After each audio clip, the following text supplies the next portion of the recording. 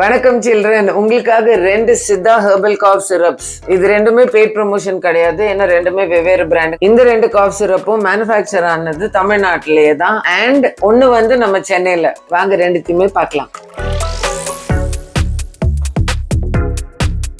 Doctor consult பண்ணாம நீங்க எடுக்காதீங்க. நான் ஆயுர்வேதிக் டாக்டரும் கிடையாது, எனக்கு மெடிசனும் தெரியாது. இது 2வது காஃப் சிரப். டாக்டரை கன்சல்ட் பண்ணிட்டு அப்புறம் யூஸ் பண்ணுங்க.